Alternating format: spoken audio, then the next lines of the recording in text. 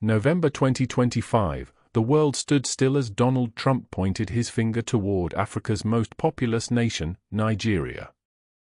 In an age of political storms and global power plays, one statement from former U.S. President Donald Trump sent shockwaves across the African continent. He warned that America could launch military action in Nigeria. Yes, boots on the ground, or even airstrikes. All in the name of defending persecuted Christians. The world paused. Social media exploded. And Africa listened carefully. Trump's words, "The killings of Christians in Nigeria must stop, or we'll act decisively." A statement both political and spiritual, but also deeply provocative. For many Nigerians, this wasn't just about religion. It was about sovereignty. It was about the shadow of colonialism trying to rise again. Disguised in the language of protection. Nigeria's leaders responded swiftly. From Abuja to Lagos, the message was firm. Nigeria is not a religiously intolerant country. We will not be bullied by any foreign power. A diplomatic storm began to brew. Nigeria summoned U.S. envoys. African Union leaders started holding emergency consultations.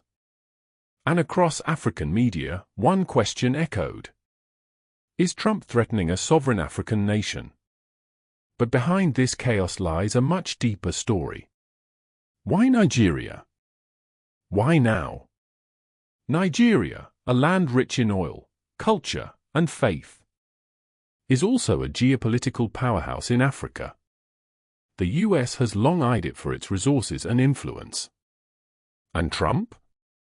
He's always known how to turn global outrage into political advantage. As elections approach in America, Trump's Nigeria threat becomes more than a foreign issue. It becomes a rallying cry to his base. Protect Christians, he says. But the subtext? Project American power. But this time, Africa didn't bow. From Nairobi to Accra, voices rose online. You cannot threaten one of us without hearing from all of us. Africa is not your battlefield. For the first time in decades, African unity wasn't just a dream. It was trending. In the past, foreign powers invaded African soil under the guise of help, peacekeeping, or protection. But in 2025, that story met resistance. Young Nigerians flooded X, formerly Twitter. Hands off Nigeria. Africa unites. Trump back off. Analysts say Trump's words could reshape global diplomacy. If America acts on its threat, it risks isolating itself from Africa. A continent now courted by China, Russia, and the BRICS alliance. For Nigeria, this is more than politics. It's a test of independence in a post-colonial world. And yet, beyond the headlines and hashtags lies something powerful. A question for every African nation. When foreign powers speak about Africa, do we answer as nations, or as one continent? On the streets of Abuja, one young man said, "We don't need America to save our Christians.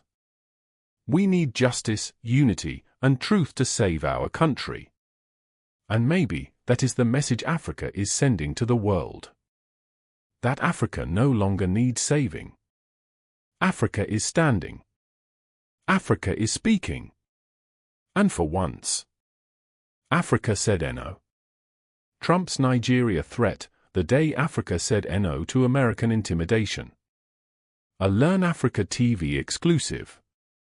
Like, share, and let the world hear Africa's voice.